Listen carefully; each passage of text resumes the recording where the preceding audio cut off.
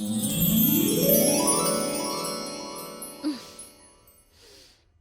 बेरा हो गईल और घरे के कुल काम काज पड़ल बाटे, चूल्ह बर्तन खाप कुल पड़ल बाटे और तू तान के सूतल बाड़ू हो।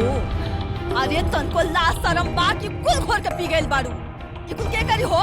हम बुढ़ारी दा जाई तोहे तोरे माई के खट के खियाई। अरे चाची तारा के कहला के बुढ़ारी में खट। हाँ अरे होई ना। कैसे होई हो? क्या करी? नौकर चाकर लागल बारे करे बदे? देखा हर रोज के नाटक हो गइल बा। रोज सवेरे हम आके जगाइला तब तू जागेलू। एक बात कान खोल के सुन ला, रोज सवेरे सवेरे हमें विधवा के मुंह देखा बिल्कुल ना निक लागेला। ए चाची तो के विधवा के मुंह देखल अच्छा ना लागेला ना, तो हमके भी ना विधवा सुना सुबह सुबह बिल्कुल भी ना अच्छा लागेला। एक काम करा, कल से हमके जगावे ना तुम मत आई। रे राम हे कर देखा हो।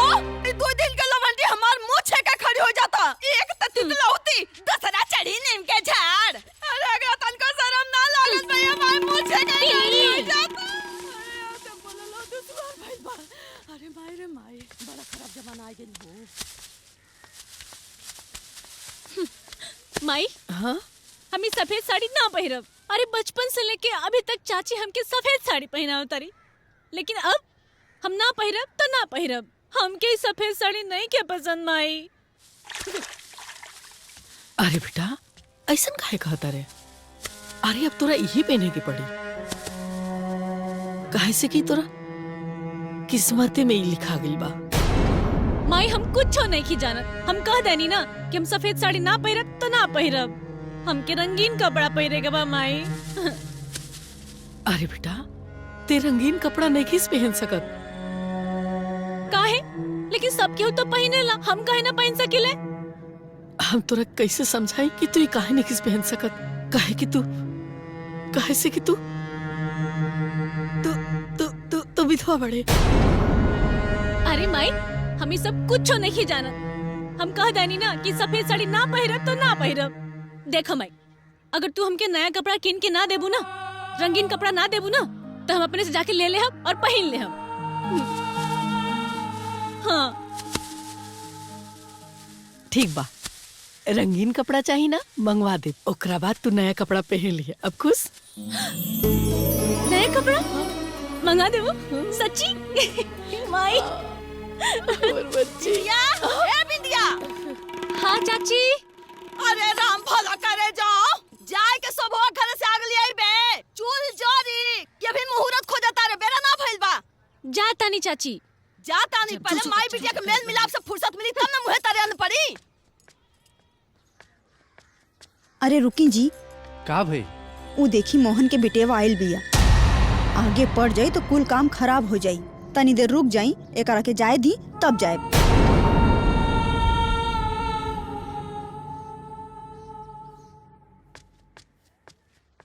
अरे चाची, जौन होखे के होई तौने होई, और केहू के आगे पड़ गए से कुछ बदल थोड़े ना जाई। जेकरा लीलार पर जौन लिखल होई ओकरा के केहू टाल नहीं खे सकत। और रउआ लोग के ज्यादा बुरा लगता तो आज के बाद से हम रउआ लोग के अरे घरे ना आई। बिटिया, ऐसन बात ना बा। तू तनके में बुरा मान गईलू। उना विधवा लोग सामने पड़ जाला तब कुल काम खराब हो जाला। यही से कहानी है, दिल पे मत लिहा बेटा। ठीक बा चाची, आगे ले बे आइल रह। हाँ हाँ ठीक बा। ए बहू, भौजी तनी आगे देबू।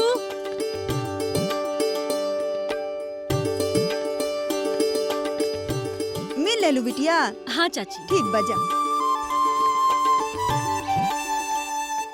और बहनी कुल ठीक ठाक बा ना? हमार तो कुल ठीक बा भौजी। आपन घर परिवार के हाल बतावा, सब ठीक बा?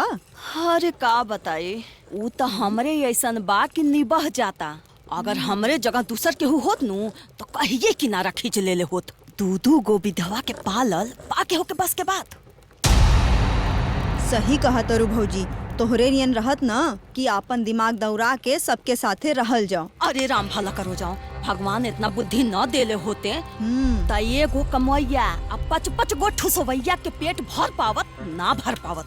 अरे बहनी इतना कैला के बाद होते केहू पोस माने वाला नई खे। जाए द बहन, अपन काम कर, ऊपर वाला सब देखता रे। हाँ चाची, ऊपर वाला सब देखत बाड़े कि के केकरा कितना खियावता कितना संभारता। अरे अपने से उठ के ते गिलास पानी पिएबे ना करी है और बात करी है इतना बड़का बड़का। देख ले बहनी, हाय तनी देख ले जा, अपने आँखी देख ले जा, अपने काने सुन ले जा कर बात। अरे अब तो मुँह से कुछ बोल, अब तो सुवार बात है। और ये इतना दीदा के इतनी तेज बिया के मुँह छेके खड़ी हो जाता। वो कहावत बाना कि हमार बिल्ली हमारी से में आओ। अरे इन्हन के तो मुँह देखो पापा। चला जीजी बाहर चल के बैठल जाओ, चला।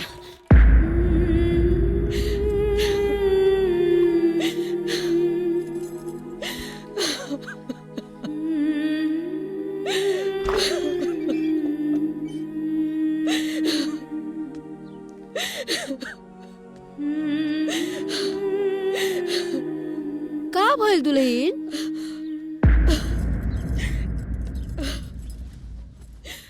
ये कहा का भइल भाई? ए बाबू हाँ? समझावा तो तनी इनका के।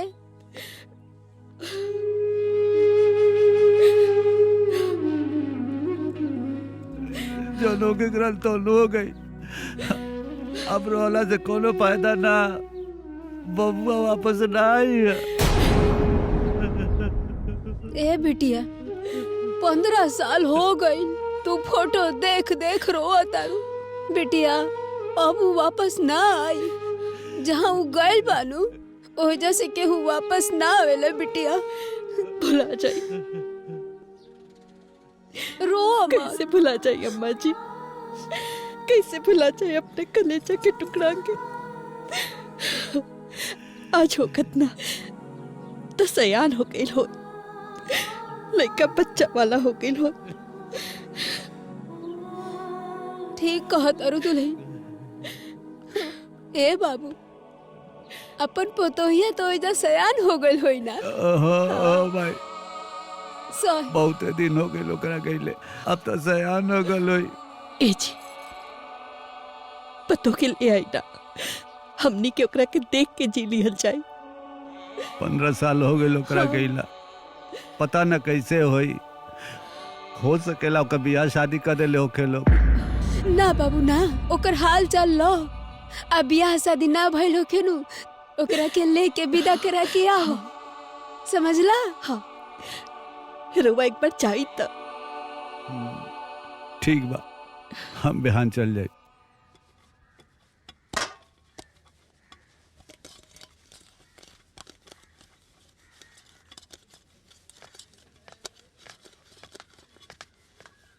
ए काकी, देखा ना तहार सामान आ गई।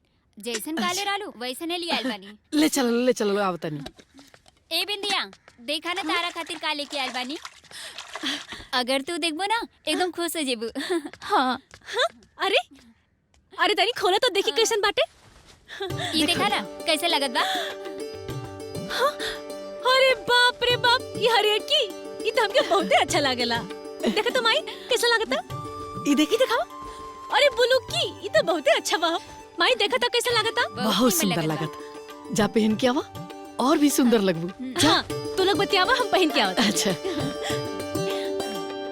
हमारे बिंदिया में ना रंगीन कपड़ा बहुत अच्छा लागेला, ओकरा बहुत पसंद बा। लेकिन ओकर किस्मत ऐसन बा कि। ए काकी, एगो बात कही, बुरा तो ना मनबू? अरे कहा ना बुच्ची, का बात बा? काकी काहे ना बिंदिया के ब्याह कर दे तू। हाँ काकी, तनी सोची, बिंदिया के तो अभी पूरा उम्र बाकी बाटे। लोगन के बारे में ना सोची, बिंदिया के बारे में सोची। कहीं देख के इनका शादी कर दी। हम तो ये चाहता नहीं बिटिया, लेकिन हमारा बिटिया के जीवन पे ऐसा दाग लग गइल बा कि हम चाह के भी नहीं छुपा सकत। एक बार ब्याह भइला के बाद दोबारा होकर न। अरे काकी, तुम वो गुड्डा गुड्डी के खेल के बियाह का तारू, वो बियाह ना खिलवाड़ भइल रहल। रउआ अगर तैयार हो जाए तो बिंदिया के बियाह हो जाए और ये ढकोसला सब तो खत्म हो जाए। तू लोग एकदम ठीक कहा तारू। हम ना इस विषय में जरूर सोचब।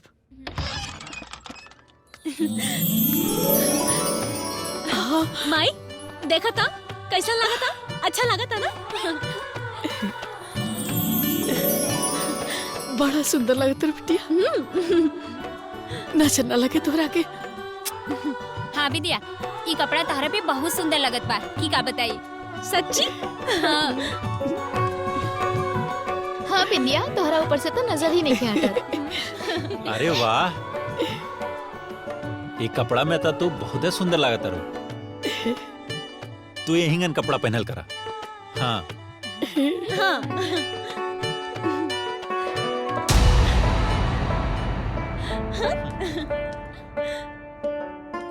खुश बाड़े ना? अरे राम भला करो। अरे बाप रे बाप, अयो दादा ई का कैलू ये बहनी। अरे तो विधवा होकर रंगीन कपड़ा पहले बारू हो। अरे जे देखी ते का कही। अरे हमने समाज में कौन मुंह दिखाई पतन हो जाई। नाक कट जाई नाक। थूकी लोग मुहे पे, थूकी हमने के। अरे चाची, अरे हमरा रंगीन कपड़ा पहन लेले से तोहर नाक कट जाता? हाँ, तोरा मुंह करीखा पोता जाता? अरे हम इंसान ना है का हो? मने हम रंगीन कपड़ा ना पहन सकिले का? ना पहन सकलू तू रंगीन कपड़ा, काहे कि तू विधवा हो, विधवा। जाइन। ए चाची, चुप हो जा। अब और ज्यादा मत बोला, बहुत हो गल तोहर विधवा बिलाप। जब देखा तब विधवा विधवा विधवा, सुन सुन के ना हमार दिमाग पाक गइल बाटे। अरे कौन बात के विधवा हो? हाँ? अरे हम अपना का विधवा विधवा ना माने के। अरे हमके तो ये भी नहीं के पता कि हमार बियाह कब भइल रहे। तो कौन बात के विधवा? हाँ? अरे हम विधवा विधवा नहीं की, बुझलू? फेर चल। हाँ? हे कहते खतर तू, ई बड़ी तीता के तेज हो गइल बहो। एकरा के समझाला, और ना ही तो सब जन अपन ठिकाना देखला। ई कुल ये घर में ना चली बस। हाँ? जाए दोनों छुटको, काहे हला करतर? अरे कौन बड़ गलती कर दिली बिया? कपड़े न पहन ले बिया, कोनो पहाड़ तनी के टूट पड़ल। कौनो गलती नहीं के कलिस, तो ऐसन काहे न कर तू? तो हाउ पहिनला रंगीन कपड़ा, आ खाली रंगीन कपड़े मत पहिरा, हाथे में चूड़ी पहिनला, बिंदी लगाला। चाची, दोनों जनी सेनुरो टिक ले जा, तकबी ते। सेनुरो टिक ले जा, जाके झमकावा जब माई बिटिया। तोहनी के सब लाश शरम धोए के पी डाल ले बारू एकदम। केहू के मुंह देखावे लायक देखे छोड़ लू। आ तहनी दोनों रे, हैं? तहनी यह कुल करे आयल बड़े, पड़ी ही तैसी बनल बाड़े। तोहनियों के माई बाप से कहाई के पड़ी, तब्बे सुधर बे तहन। ना ए काकी, ऐसा ना करिया, हमने के यहाँ ना आवल जाई। चल काकी, हमने जाता नहीं, चलो। हम कह देता नहीं, एकरा के समझा दा। आज के बाद ये घर में ही रंगीन कपड़ा ना पहनो, नहीं तो अपन ठिकाना देख ले जा। ना तो हमसे बुरा क्यों ना होगी। हट मुझोसी।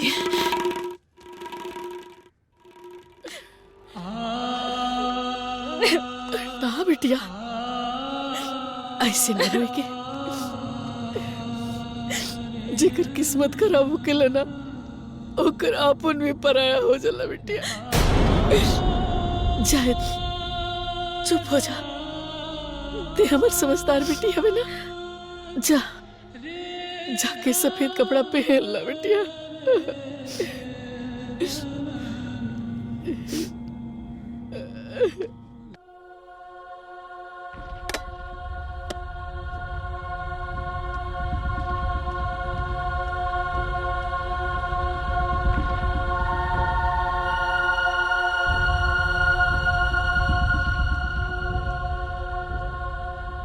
बहुआ जी, बुरा ना मानी ता रहुआ से एगो बात कहे के रहे। अरे भाजी का बोलबो, बोला ना, का कहे चाहताड़ो? हम सोचत रहनी है कि काहे संकोच चाहताड़ो, कहा ना। बिंदिया बड़ हो गई बिया। रहुआ तो जानते बानी कि सियान लड़की ओकरा सामने इतना बढ़न जीवन बा। यही से हम कहनी है कि ओकर दूसर बियाह कर देहल जा। सुनी सुनी सुनी का कहतारी। अरे इनका मन में का चुरता, हमरा के पता रहे। अरे बारिश के ओर गिरला से पहले हमरा के बुझा गई रहे, जब ओकरा रंगीन कपड़ा पहिरावल जात रहे। हमरा तो पहले में पता चल गई रहे कि भीतरे भीतरे कुछ पुआ पकाता। देखी आ गई ल सामने।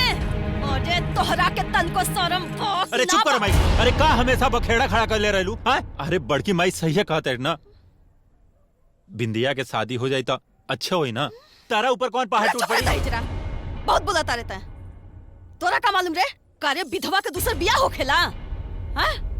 गांव गिराव आस पड़ोस आज ले विधवा के दूसर बियाह केहू देखले बा कि केहू कइले बा? इ नया प्रचलन निकाला तारी की विधवा के दूसर शादी करे के। हाँ? इन्हें तो गांव समाज में नइखे रहे के। अरे का मुंह दिखाई गांव समाज के हो बतावा? रउआ बोलत काहे नहीं की? मुँह में दही जमोले बनी काजी? हाँ? इनका के समझा दही कि अगर यहाँ रहे के बा गांव समाज में तो ये कुल दिमाग से निकाल दे हूँ, ठीक बा? और जवानी आज ले भइल बा उहे होई। हमनी के गांव में रहे के बा, गांव से बहरी नहीं की।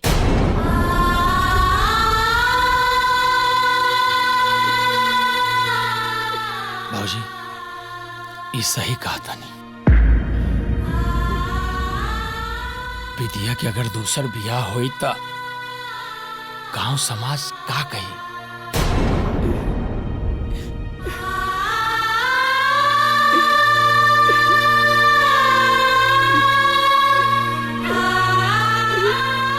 अरे इनका का इतकल का टुपुक जाई हैं, निकल जाई हैं। हमनी के सामना करे के बा। हमार हीरा जैसा लड़का केकरे मारे जे तो ऐसे है रे। हट हट कर। समधी जी, हमार माई अपने नतोय खातिर बहुत परेशान बनी। वो चाहता नहीं कि उनका नतोय जितना जल्दी हो सके उनके पास आ जाए। अगर आप लोग विदा कर देती तो अच्छा रही। आखिर वो घर तो वही का बानू।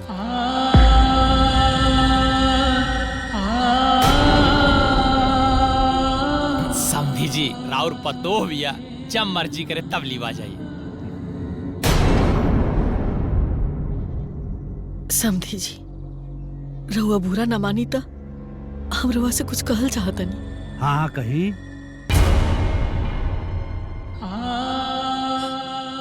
देखिए समधी जी, अभी बिंदिया के उम्र ही का बा, बहुत छोट बिया। ओकरा सामने पूरा जीवन पड़ल बा। यही से हम चाहत रहनी है कि ओकर ए जीजी, आखिर जब ले जाए चाहत आरे समधी जी तो ले जाए दही। आखिर हमने के होखेला बीचे में बोले वाला? अरे उम्र कम होखे ज्यादा होखे बीते के तो नहीं साव के साथे बानू। ए समधी जी ले जाए, रउवे मानत बा। ठीक बा समधी जी, एक डोली के व्यवस्था कर देती तो अजुए विदा करके लेके चली। ठीक बा समधी जी, गांव में हमारे एक डोली बा, जाके बुला लावा तानी। अच्छा सुना भौजी, तू लोग जाके अंदर तैयारी करा।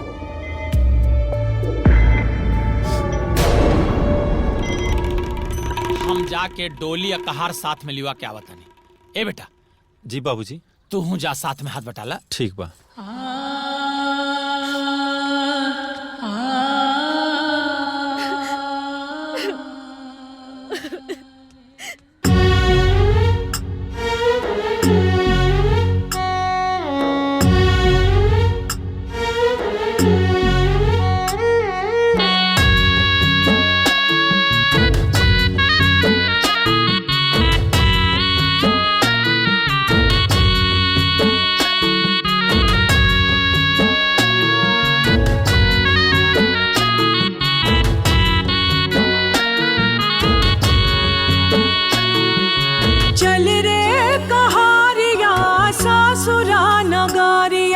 चल पग डहारिया पहुँच भी नुसरिया।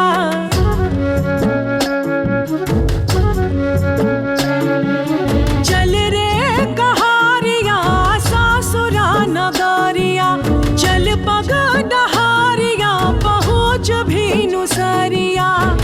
मन में नया सुकौनो आँखी में सपना, मन में नया सुकौनो आँखी में सपना। बिन पिया डोली बिन पिया गो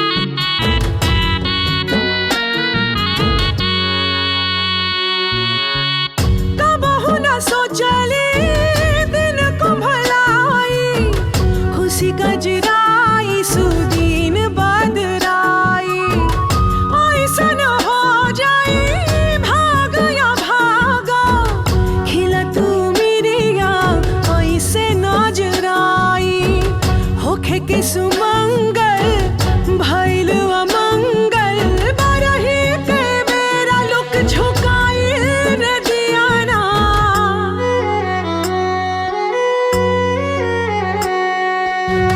बिन पिया डोली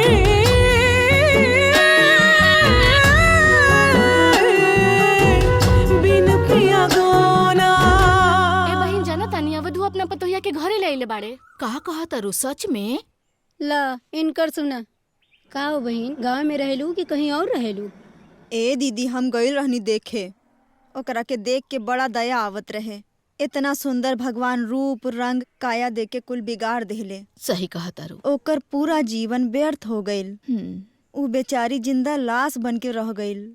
जौन किस्मत में लिखल बा उ तो भुगते के पड़ी ना।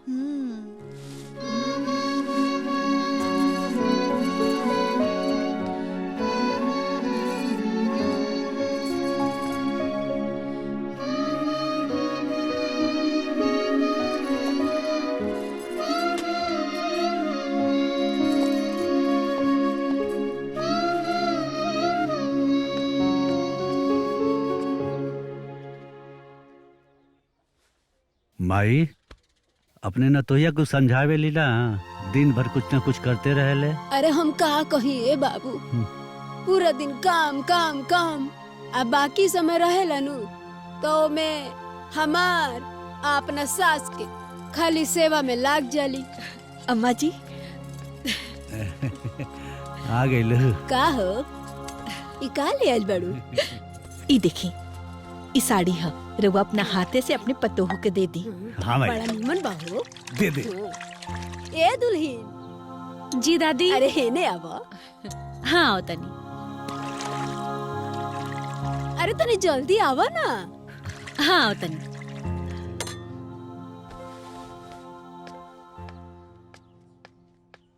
जी दादी। बाबू हैला साड़ी है। ला। अरे दादी, इस साड़ी लेके हम का करब? का करबू? पहिला बुआ का? हाँ दुल्हन। लेकिन दादी, हम तो विधवा बानी, हम इस साड़ी कैसे पहन सकेले? हमरा से कोनो गलती हो गई का? ए दुल्हन, तोहरा से कोनो गलती नहीं खे भइल, और तोहरा से कोनो गलती हो भी ना सकेला। तोहरा के ई सफेद साड़ी में देख के हमार करेजा फाटेला। तू ना आज से ही सफेद साड़ी ना पहनबो, हैला ई रंगीन साड़ी पहनबो, काहे से कि तू हमार बहू ना, हमार बेटी बाड़ू। हाँ बिटिया, तू हमन के बेटी हो, बेटी। साड़ी ना पहनब चाची। हमरा के छोड़ चाची। माही चुप, एकदम मुंह बंद कर।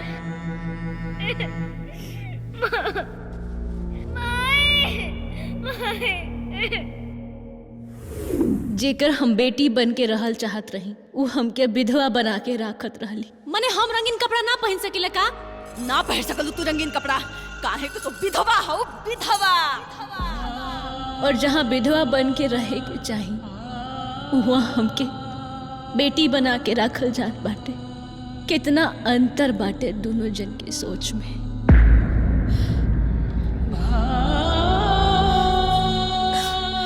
दुल्हीन, का भइल? कुछ ना माँ जी। तो जा पहन के आवा।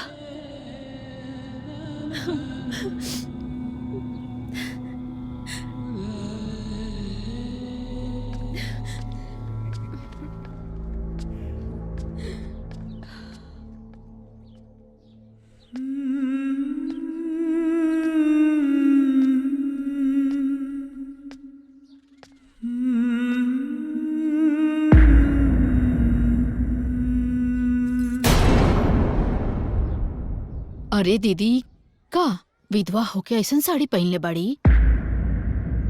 तब भइल का?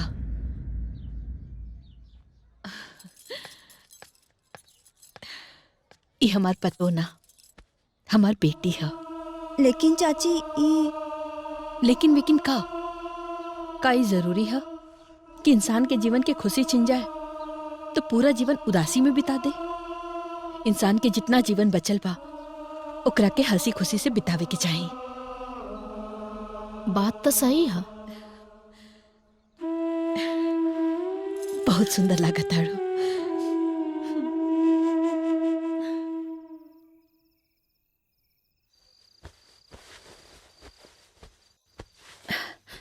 अरे ये बक्सा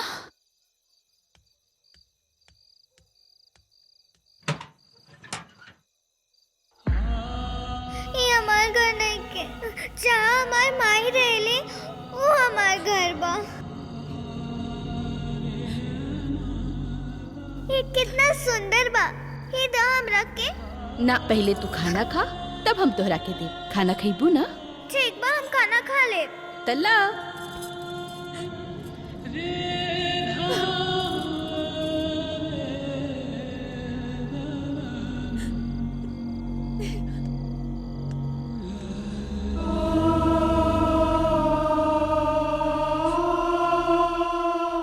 देव,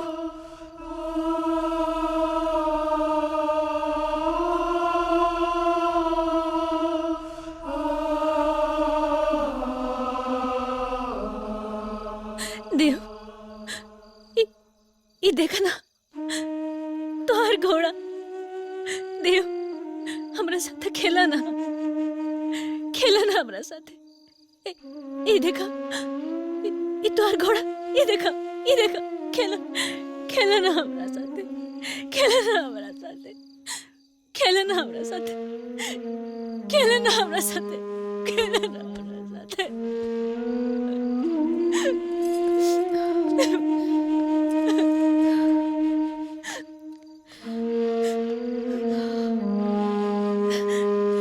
अम्मा जी,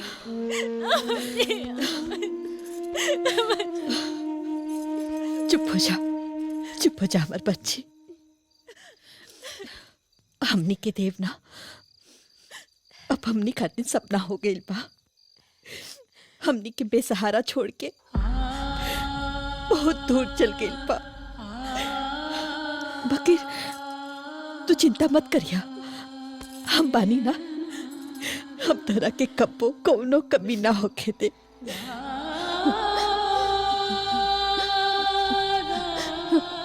मत रो बिटिया, दादी मत रो बिटिया, मत रो। कुछ भी हो, लेकिन अवधू चाचा के अपना पतोह के विदाई ना करावे के चाहत रहे।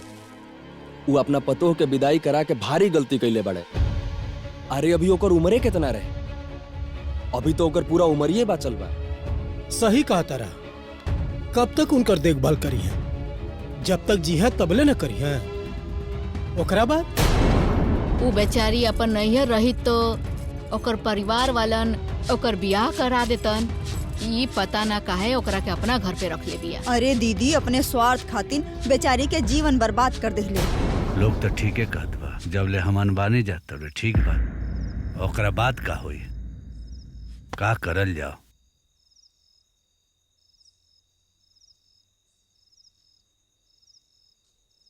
बियाह? हाँ अम्मा जी, दुल्हन के दूसर बियाह। ये का कहता रू दुल्हन? एकदम सही कहता नी। दुल्हन के दूसर बियाह कैला में ही ओकर भलाई है, यही में ओकर हित है। सही कहता रू, वो सब तो ठीक बा, लेकिन ओकरा से बियाह करी के विधवा लड़की से। मारे तू बस खाली ना अपने नतिन पुतैया के मना ले। ओकरे बाद पाँव से मिल करके कहीं न कहीं बिया ठिकाई ले जाई। आए? दादी जी, इल। हाँ बेटा, काढ़ा पीली। हाँ। बाबूजी, अम्मा जी। दुल्हीन। हाँ माँ जी। ए बेटा, तोहरा से एगो बात कही, मनभू? अरे अम्मा जी, ऐसन काहे कहतानी? रवा कोनो बात कहब और हम ना मानब, ऐसन हो सकेला का? कहीं ना, का कहतानी? तू दूसर बियाह खेला बेटा।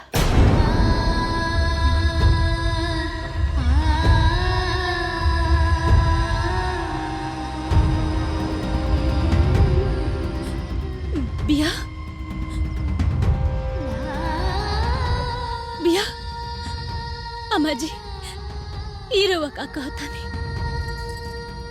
बिल्कुल ठीक कहता नहीं। अम्मा जी, हम समझ गई नी। अब रवा लोगिन खातिर हमू भार हो गई नी ना। अरे बिटिया, ऐसा काहे बोलत तारू? हाँ, तू तो हमार बेटी हो। अरे बिटिया, तू तो हमने के जान के टुकड़ा हो, तू बाहर कैसे हो सकता रू? हैं? तब फिर रवा लोगिन ऐसन काहे कहतानी? हमनी के मजबूरी हो, यही में तोहार हित हो। अरे अम्मा जी, ऐसन कौन मजबूरी हो गई? मजबूरी हो के चाहे कुछ हो जाए, हम रवा लोगिन के छोड़ के कहीं न जाए। ना बिटिया, तू ऐसन मत कह।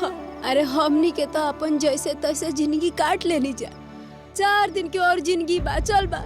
लेकिन बिटिया, हमनी के बाद तो हार का होई? यही में भलाई बाकी तू ब्याह कर बिटिया। अभी तो तहर पूरा जीवन पड़ल बा, अकेले कैसे कटबू हमार बिटिया? अम्मा जी बिल्कुल सही कहता नहीं। हमनी के तोहरे सहारे अपन जीवन जी ले, बगैर हमनी के कहला के बाद तू केकरा सहारे जीबू? बोला।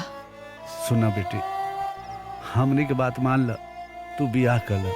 वैसे भी ई घर तोहरे है, जब मन करे तब अइहा, जब मन करे तब जइहा। हाँ बेटिया, ये घर तहरे है, हमनी के तहरा सिवा के बा? बिटिया, हम तोहरा के अपन बेटी मन ले बानी और तोहार कन्यादान करल चाहतानी। हम तोहरा आगे हाथ जोड़तानी, हमरा के सौभाग्य दे दा। अरे अम्मा जी, ई रहो का करतानी? ऐसा मत करी।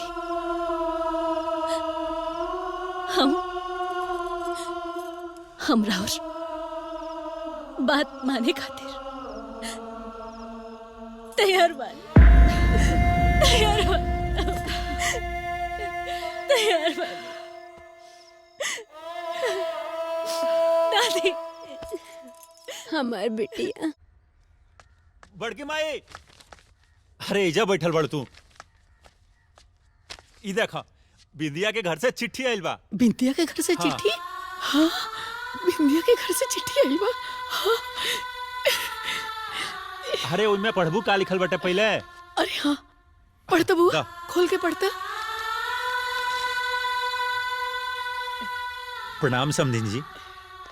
समधीन जी, हम और हमार पूरा परिवार कुशल से बानी जान, और आशा करत आनी कि आप लोग भी पूरा परिवार के साथ वहाँ कुशल मंगल से हो खब। हमार पूरा परिवार के इच्छा बाटे कि बिंदिया बेटी के दूसर बियाह कर दिहल जाओ। हाँ बड़की माई। दूसर बियाह? ए बेटा, आगे बढ़। हाँ, हमनी सब पूरा तैयारी कर लेल बन जान। बसरा और आदेश हो जाओ ता कहीं घर बार खोजती जान। आपन विचार जल्दी से जल्दी चिट्ठी में लिख के बताए। प्रणाम। समधी जी, हमके रउआ लोग का निर्णय बहुत अच्छा लगल, हमके मंजूर बा। रउआ लोग बिंदिया खातिर लइका खोजे और हमनी सब परिवार साथे बियाह में आइब जा। हम काले पाहुन के लिया के खोजल शुरू कर देतनी। हाँ हाँ हाँ।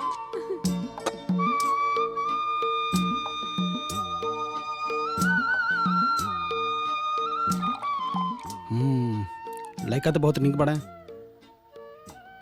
इनके बहू के ब्याह के बा का बहू की योग्य ना नहीं हमरा के ना मंजूर बा।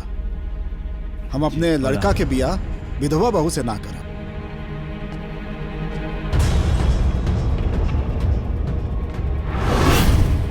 रउआ लो हमरा के माफ कर दी, हम बियाह ना कर पाई। लेकिन भाई साहब वो बियाह ना रहे, वो गुड्डी गुड़िया का खेल रहे। अब समझ लें कि बियाह के खाली नाम रह गया। अरे चाहे जे होके, जब एक बार मांग भरा गई तो समझी बियाह हो गई। अब रउआ लोग के खानदान में विधवा विवाह ना होला। कुल पुरान ख्याल का बात बा, एक कुरीति के मिटा दे के चाहिए। देखी रउआ कुछ हो होके हम ही बियाह ना कर पाई, हमरा के माफ करी।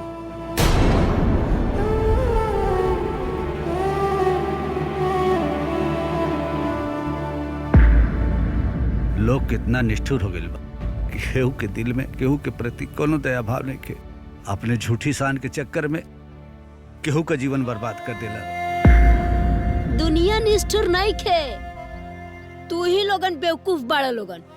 अरे बड़की अम्मा का कहते हो, हमने के बेवकूफ बनी? ऐसे जानत बढ़ले बाड़ा लोगन कि विधवा से केहू बियाह ना करी तो ढिंढोरा पिटला बिना कौन काज बा। भाई तू कहल का चाहत है? अरे तो बतौले बिना कौन काज बा हैं?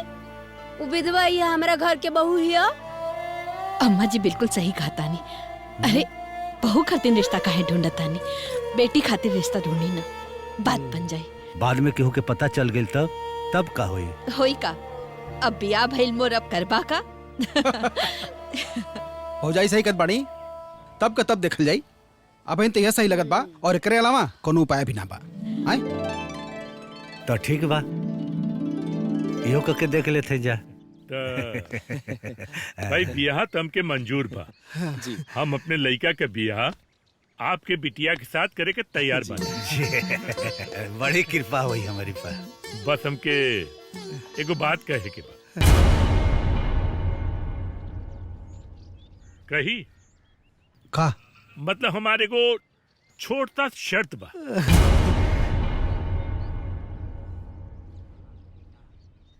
कौन शर्त? हाँ, देखा कहो कि हम बारात लेके आइब ना तो बैंड बाजा, गैस और जहाँ जनवासा बनेबा ना आप, वहाँ तंबू का नाच ये सब की जिम्मेदारी आपका। बस ना सब हो जाए।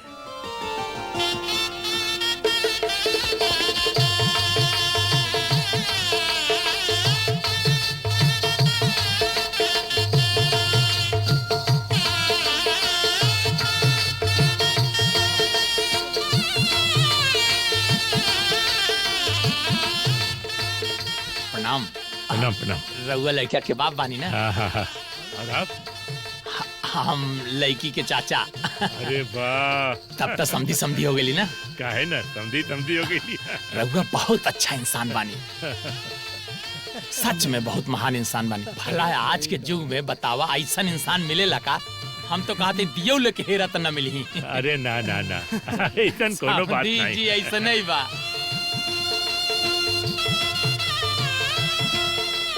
समधी जी हम एकदम सही कहा तानी। भला बतावा केहू विधवा लड़की से अपने बेटवा के शादी करी का?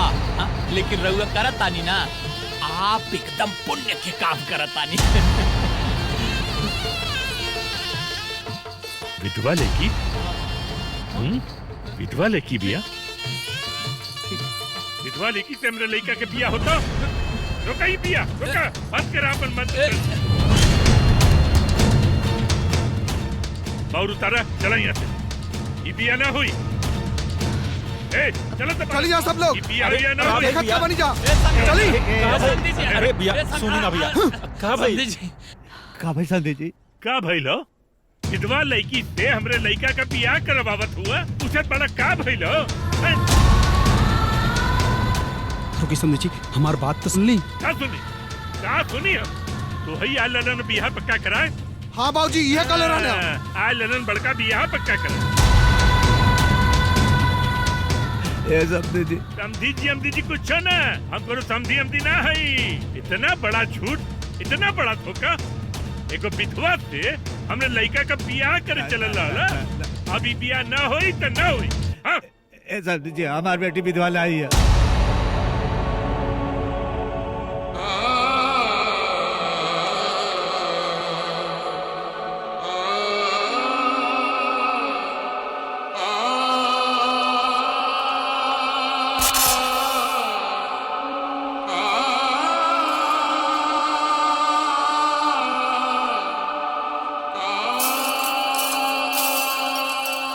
कुल गलती हमारी है। हमारी बाल विवाह कैली और मेरे बेटी का कौनो दोष ना ना ना ना ना कुल गलती हमारी है। देखा हम यहाँ तुम्हार कहानी सुने ना आले। पहले हमरा के ई कुछो न बतैला। यहाँ के ई बतैलन हमरा के की विधवा बिया। ए क्या दिक्कत पड़े काल? ये मत चल के ओकरा। चल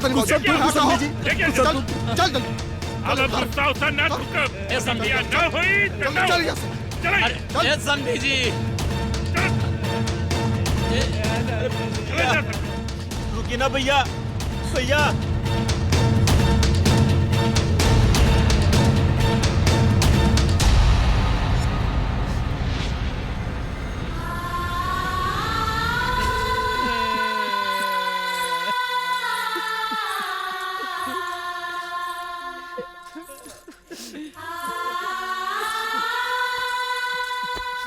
बाबूजी चुप आ जाए बाबूजी, मत रोई बा। एमे केहू के कोनो दोष नहीं के। सब दोष तो हमार किस्मत के बा। हमरा नसीब में इहे लिखल रहे, यही से इहे भइल। चुप आ जाए बाबूजी, मत रोई ना, चुप हो जा। ए बिटिया तू रोआ मत। अरे ये लोग दुनिया के आखिरी आदमी नहीं खे। ये लोग गए तक का तू देखिया एक दिन तोहर बियाह होई और तोहरा जीवन में उजियार आ जाए। ना अम्मा जी, ऐसा ना हो सकेला। हम विधवा बानी ना, हमरा से के ब्याह करी, के ब्याह करी? हम कर बिया।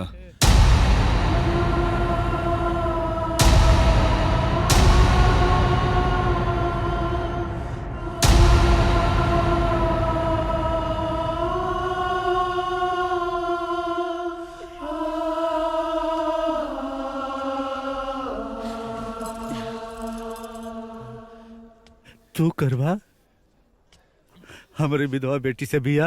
हाँ हम कर बिया। सच का द्वारा? हाँ आखिर विधवा भी तो एक इंसान हो के नहीं, उनके भी जिए के और खुश रह के अधिकार बा। विधवा होके में विधवा के कवन दोष बा? और ही दोष ना तई कवना बात के सजा समाज देवेला? हम एकरा खिलाफ बानी। एगो विधवा के भी अपन जीवन संवारे के उतने हक बा जितना हम लोगन के बा। हम ब्याह करब, रउआ ब्याह के तैयारी करी। ए बिंदिया के भाई, बिंदिया के ले जा। आवा बाबू आवा आवा। ए पंडित जी चालू करा। आई ना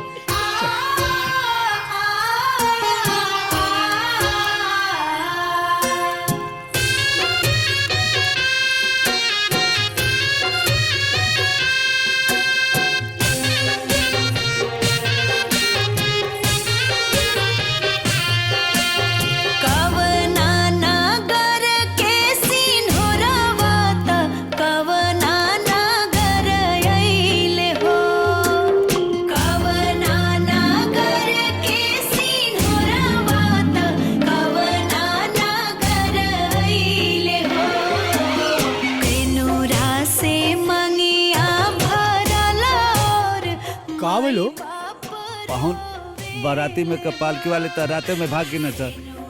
गांव में से कुछ लोग के बोलौले हैं। दादाजी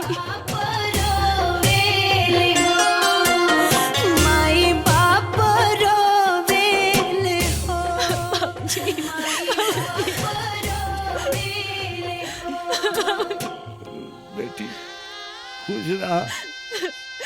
माई माई माई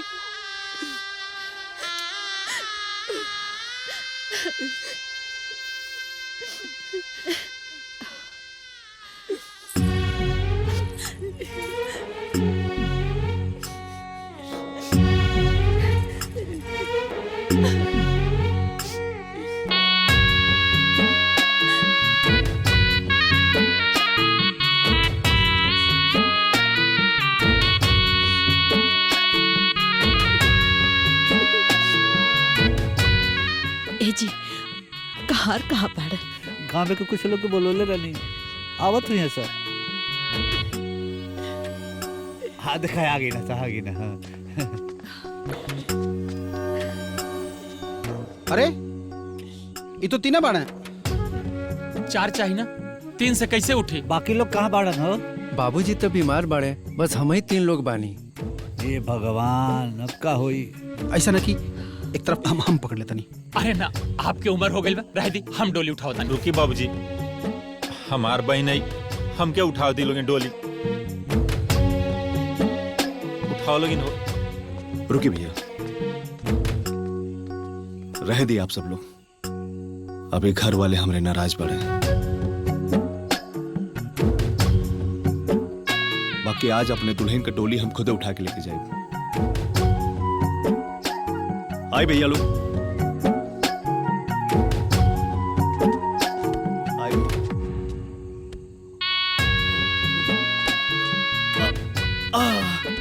अरे घुमा घुमा भैया।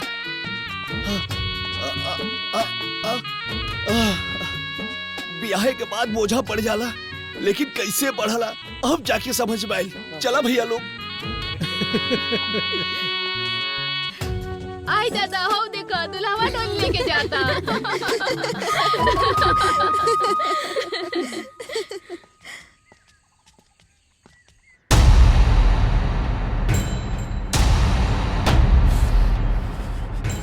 नाक कटवा दिला हमने के। ठीक कहा तानी बाबूजी, बबुआ जी के इसे न करे के चाहत रहे। कर ले ना, अब हमऊ करब जोन हमके न करे के चाहिए। अबे तक कुल खानदान के मान सम्मान भी मिट्टी में मिला दिला।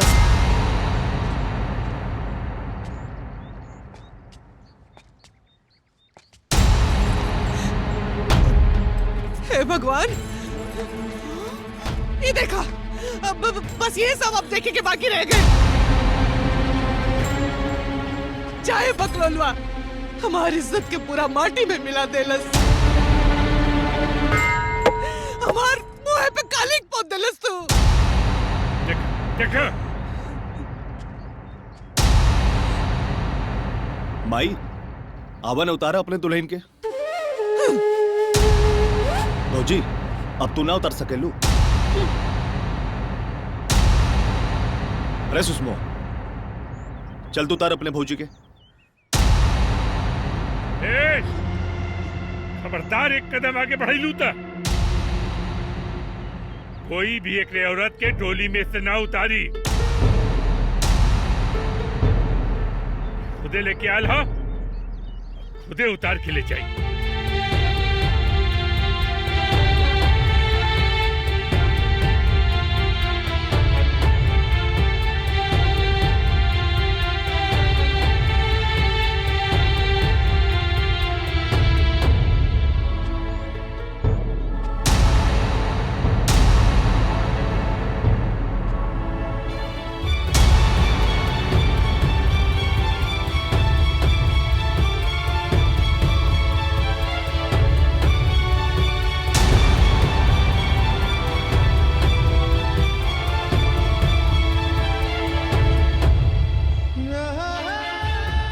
पगला गिल बोल कहाँ रे?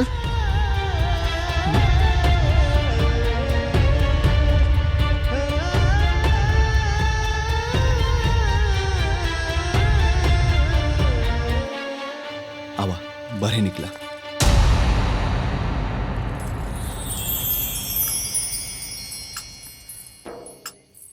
एक मिनट, हाय टीका लगाना।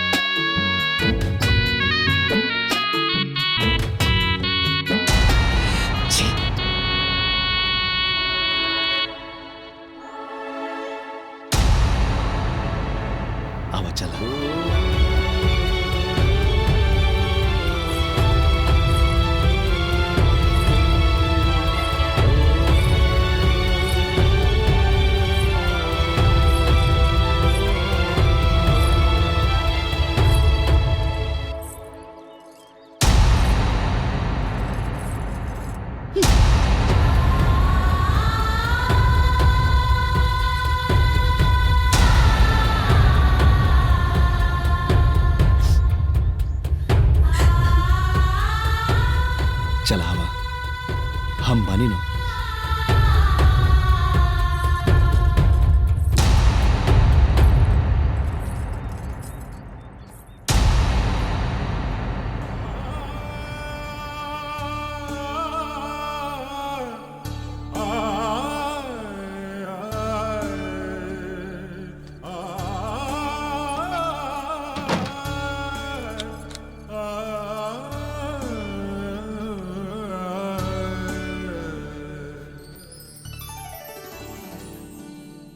अरे का भाई, वो दिन वाली बात के लेके तू अभी तक बैठल बाड़ू? देखा तू सोचा जिन, हमार माई, बाबूजी, भैया भाभी, सुषमा सबके हो अच्छा बाटे। बाकी थोड़ा नाराज बड़े लोग, और जब वो लोग के गुस्सा शांत हो जाए ना तो सब ठीक हो जाए। बाकी तारा के भी अपने के संभाले की पड़ी। कोनो बात ना, हम सब संभाल ले। अब हमरा के तारा पे भरोसा बा। बाकी और के समस्या बा। समस्या बा? कैसन समस्या जी? वो लोग तनी पुराने ख्याल के बाड़े और कुरीति के माने वाले बाड़े, तो ये भी हो सकला कि तारा के अपनाव से कतरही हैं। बाकी तू प्यार से पेश आबू तो सब ठीक हो जाई।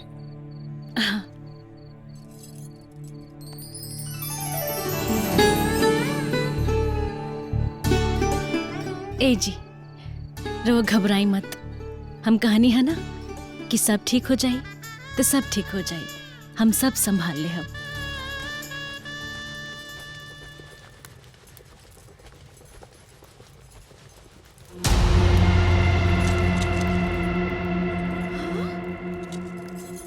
बाप रे बाप, हे भगवान, आई हो दादा, ई तो सब भरभास कर देलस। ई चौका में आग लग। रुक जा, अभी माँ जी के बुला के आवतानी। हाँ रुक। अम्मा जी, अम्मा जी। अरे दीदी, अम्मा जी चली उठी। कहाँ? उठी, घर में चल के देखी का होता। अरे का भाई? अरे अम्मा जी अब का बताई कि का भाई। हाँ राउर सब धर्म खत्म हो गई, कुल सत्यानाश हो गई। हम तनी नहाए का चल गईली तो उ जाके चौका में सब छूछा देलस। छूछा देलस? हे भगवान, अब का हुई जी? अरे होई का? हैं? अब ओकर छुअल छिड़कल खा जा। मना करत रही क्योंकि घर के जोड़ी में मत घुसे था, पर जाए देलू ना, अब होगा। चल।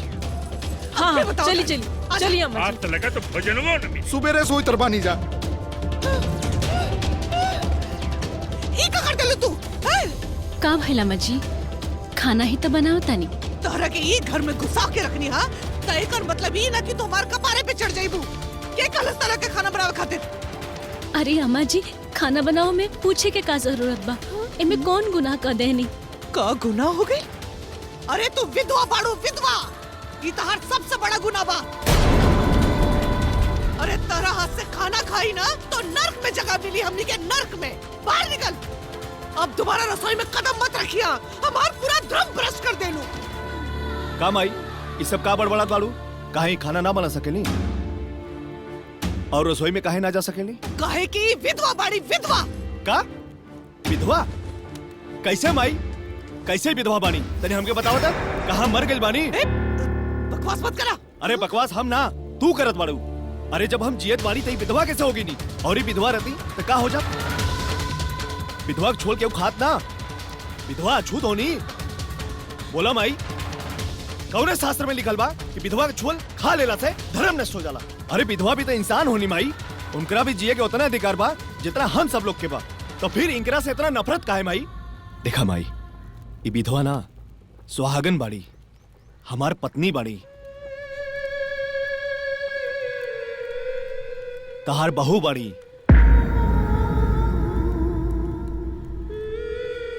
इनका भी एक घर में रहेगा उतने अधिकार बा जितना हम सबके बा।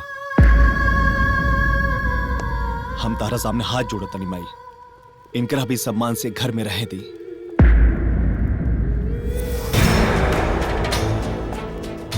ठीक बा, लेकिन एकरा से कह दा कि अगर ये घर में रहे के बा तो हमरा हिसाब से रहे के पड़ी। काहे ना अम्मा जी, अरे रउआ हमार सास बानी, हमार माई बराबर, हमरा और पतोह बानी, बेटी बराबर। एगो बेटी अपना माई के बात काहे ना मानी। रउआ जौन कहब हम सब माने खातिर तैयार बानी, तैयार बानी। ठीक बा, ठीक बा।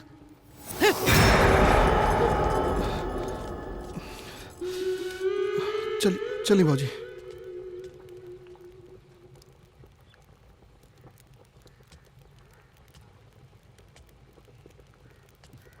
हम तारा साथे आई, वो लोग थोड़ा नाराज बाटे।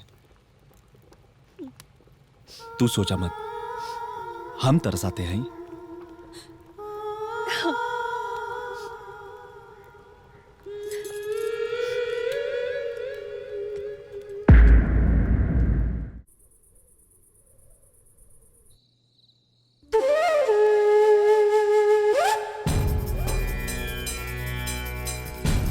अम्मा जी वो लोग सूत गइल बा। शायद ए जी कोनो उपाय सोची,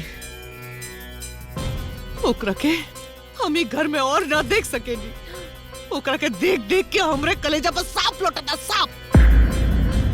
ऐसा ना हो कि ओकरा कुफुत में हम भी मर जाए। हाँ बाबूजी, ओकरा के घर से निकाल दी, गांव समाज में बड़ी बदनामी हो गई बा। हाँ बिटिया, बदनामी तो बहुत हो रहा बा गाँव, लेकिन ऐसे हमनी के ना निकाल सकीले ना।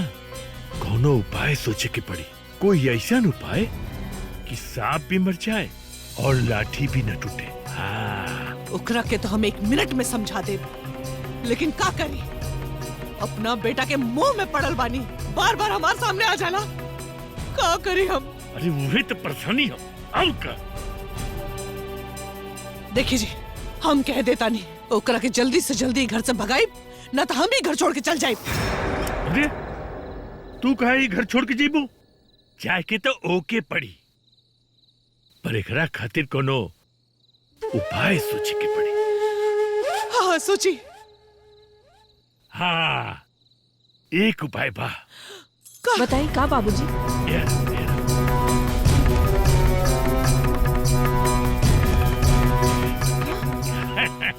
समझू ना? सही सही हो ना? एक बात सुना, आकाश के बारे में तनिको भनक न लगे कि ना ना, रवा चिंता मत करी, सब हमरा पे छोड़ दी। देखी कैसन प्यार से ओकरा के हम गन्ना नियन पेरतानी।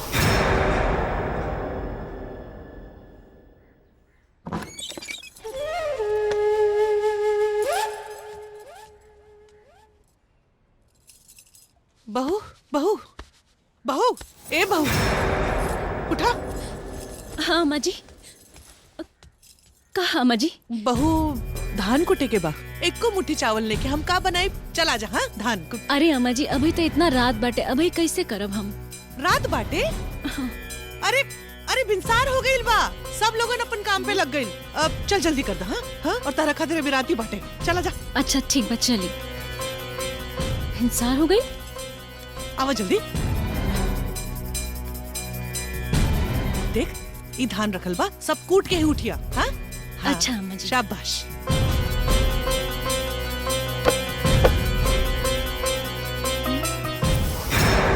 ए, तारा के कुछ काम नहीं खेका है?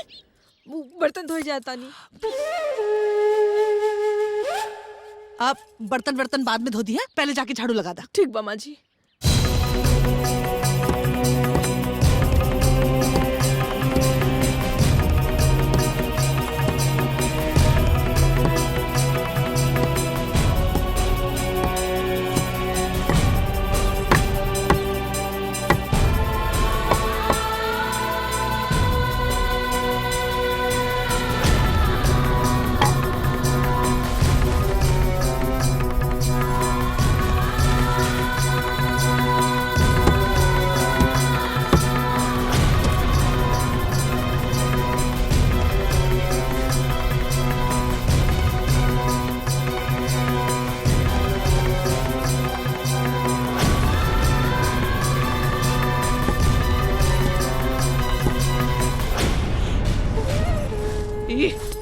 सब छोड़ आकाशवा आवता। एक काम करा, तू धान कुटा और ओकरा के बोलता कि तू झाड़ू लगावा। ठीक बा, जा जा जा चल जाता है। चल ठीक बा, जाता है। छुटकी, ए छुटकी, हाँ दीदी। हटा, हम कूट देता नहीं। अरे दीदी हम कूट ले, अब थोड़ा सा बचल बाटे। अरे ना, तू सब कूट ले लू, अब इतना बचल बा हम कूट दे। अरे हम कूट ले। अरे अब तू थक गई होवे, चल तू झाड़ू लगा ला, चल तू ही कर ला।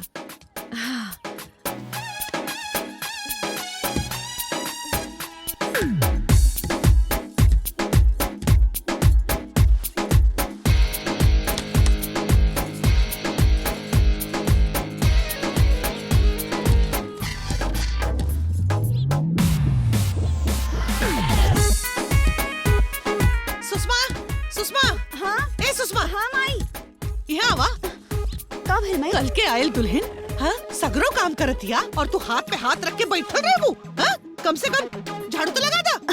हाँ माई लगावता नहीं। भौजी दी हम लगावता नहीं। अरे बबनी रवा रहे दिन रात गावना होखे वाला बा। रवा जाही आराम अरे बबनी हम लगा देत बानी ना। अरे नहीं भाभी, दी हम लगा देता। अरे रहे दिन हम लगा देत बानी ना। छोड़ी भाभी, जाई। अरे ई बर्तन में पड़ल बा।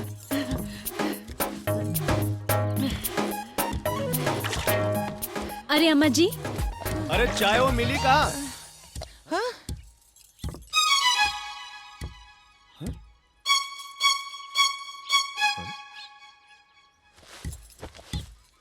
का हो तू खड़ा होके मुंह का देखत हड़ो? सब केहू काम करत बाड़े और तू? ऐसे ना बाटे जी, हम करे ही जात रहनी हा, लेकिन यहाँ लोग मना कर देनी है। ऐसा ना बाटे तो कैसन बाटे?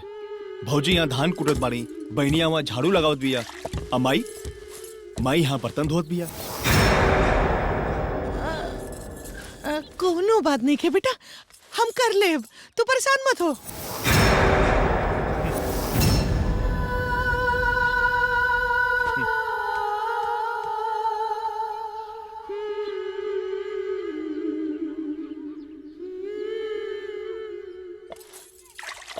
अम्मा जी हटी हम धो देता नहीं। हटी हम धो देता नहीं। सच में तू धो देबू? हाँ ठीक बा, धो दे, हम तब तक खाना बनाता नहीं। हाँ? खाना बना के रख देता नहीं।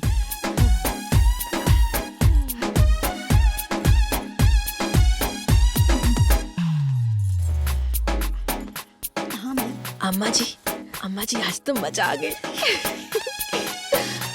अब मजा आई, बढ़िया। देखा भाभी, अब पता चले क्या रखे कि सास का होली।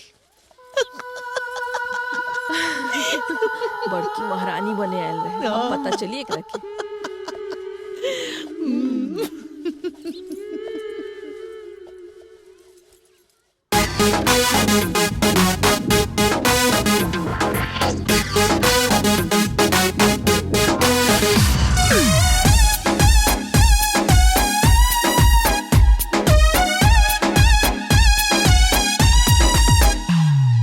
चोरी चोरी चुपके चुपके घर के अंदर छुपके छुपके, अरे चोरी चोरी चुपके चुपके घर के अंदर छुपके छुपके, सास ससुर कटकारेज भइले बैला नियन खटावल जाता, तिकरमबाजी देखावल जाता, बहू के रोज सतावल जाता। अरे बेटा के आ गईला पर खूब मस्का पान लगावल जाता।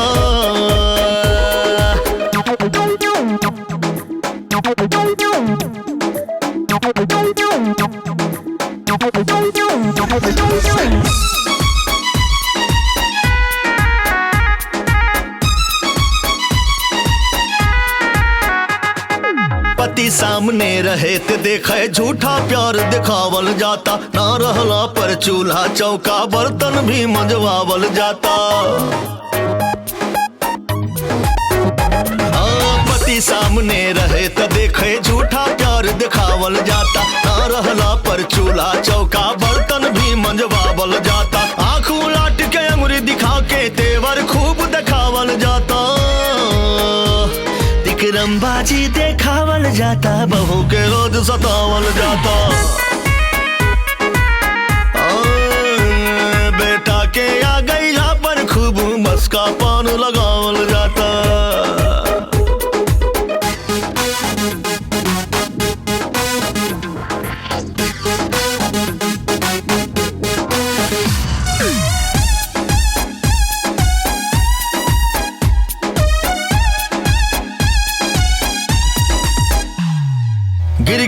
जैसे रंग बदलेला सास ससुर रंग बदले ले तन को बहू जब करे लिया लस मुंह से जहर बाउग ले ले गिरगिट जैसे रंग बदलेला सास ससुर रंग बदले ले तन को बहू जब करे लिया लस मुंह से जहर बाउग ले ले कबो कबो डांटे त कबो मारे खातिर चेतावल जाता टिकरमबाजी देखावल जाता बहू के रोज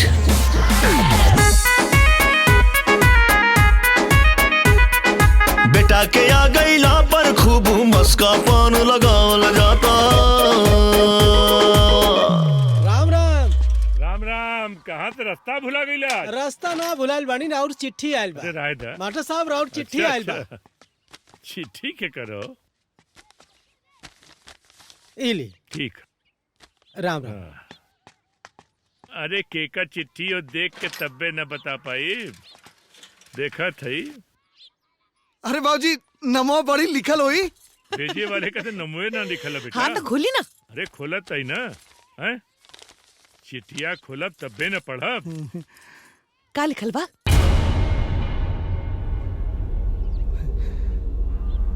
केकर चिट्ठी है? हाँ? का लिखल बा? का भइल बाबूजी? का भइल? बोलत काहे नहीं की? का भइल बाबूजी? बोली ना। का भइल? अरे बोली ना का लिखल बा? दामाद जी। दामाद जी? का दामाद जी? का भइल दामाद जी के? दामाद जी का नदी में डूब कर मौत हो गई। का?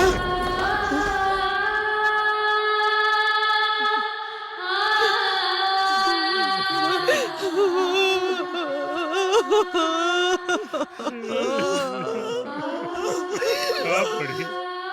का बचेला अब का पढ़ी? अरे हमार बच्चिया। कमल बहनी। अम्मा जी। कमल बहनी। अरे बिटिया अरे बिटिया। बिटिया। अम्मा जी।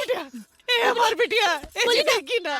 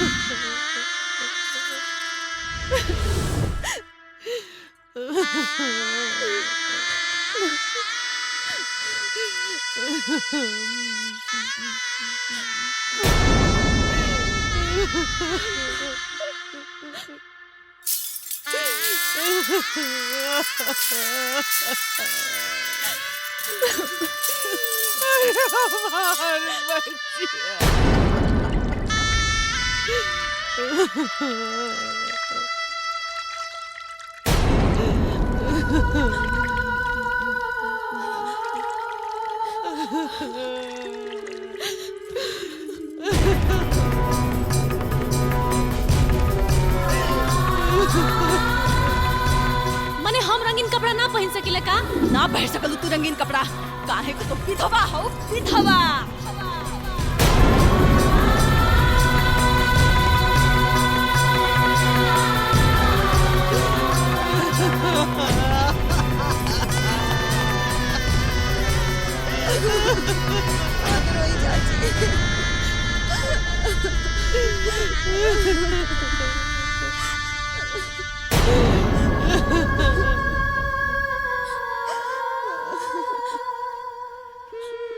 ना ना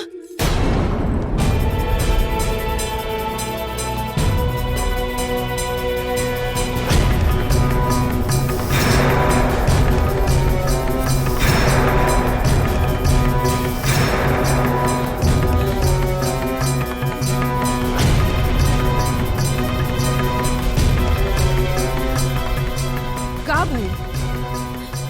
दीदी के इस सफेद साड़ी ना इस साड़ी पहिराई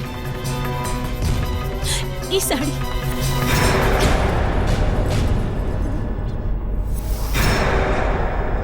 तो के बुझाता तू का कहा तारू? हाँ दीदी, हमरा सब बुझाता। यही से तो कहता नहीं कि यहाँ के ई वाला साड़ी पहिराई। अरे दुल्हन, ई का कह रहल बाड़ू?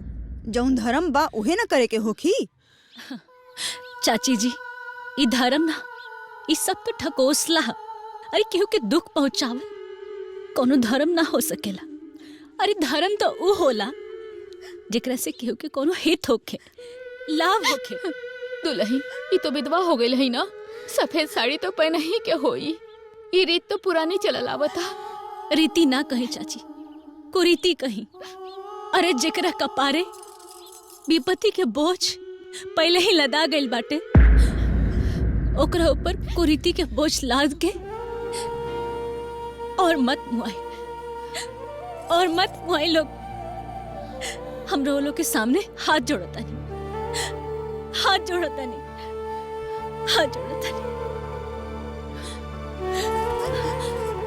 इली ये पहिराई बबनी के।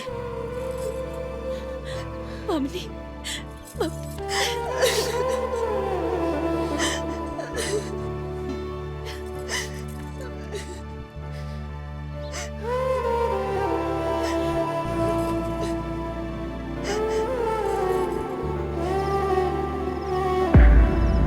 बिटिया के जीवन में जब से विपत्ति आयल बा, तब से हमार दिमागे काम नहीं करता। समझ में नहीं आवत की का होगी। अरे होखी का बाबूजी, उनका के उनका ससुराल भेज दी और का हुई। बहू का बात करा तारू, होश में रह के बात करा। का अम्मा जी, कोनो बेजाय बात कह देनी का? जब रहे के ओजा बा तो फिर जइहन कहाँ? बेला ठीक कहती है माई, सुषमा के उनके ससुराल ही छोड़े के पड़ी। और वैसे भी इस समय उनके ससुराल में उनके ज्यादा जरूरत बा। तू कहा था उनके ससुराल काले छोड़ देता नहीं? अब कोनो जरूरत नहीं के भैया जी। दीदी अब यही जा रहब। अरे लेकिन एजा रह के करिए का? अरे दीदी के अब एजा से दोसर बियाह हुई। बियाह? का कहता रू? हाँ माँ जी, बियाह। दीदी के दोसर बियाह कैल ही ठीक रही। जीवन बहुत लंबा बाटे, अकेले ना कट पाई। और वो ऊ ससुराल में जौना ससुराल के दीदी अभी ले मुंह तक नहीं देखले, केहू के जानत तक नहीं। तब फिर उस ससुराल में बबनी कैसे रह पाई अम्मा जी? रहुए बताई। अरे वहाँ के का दुनिया के कोनो भी लड़की ना रह पाई। यही से कहतनी कि वहाँ के दोसर बियाह कर दिहल जाओ। वहाँ के जीवन नर्क होके से बचा ली रहुआ लोग, बचा ली लोग। हाँ माई, हाँ? बिंदिया भी ठीक कहत बाड़ी और ये ठीक बा। वो तो ठीक बा, लेकिन कैसे हुई ब्याह? के करी एकरा से ब्याह? अरे अम्मा जी, इस संसार में बहुत लोग ऐसन बाटे जेकरा अंदर इंसानियत अभी भी जिंदा बाटे। केहू न केहू जरूर मिल जाए। और रहुआ लोग हिम्मत मत हारी। माता रानी के आशीर्वाद से जरूर कुछ न कुछ हल निकली। ठीक बा बेटा, 1.25 महीना बीत जाएगा, फिर हमने के लड़का खोजल जाए। सही कहतनी बाबूजी।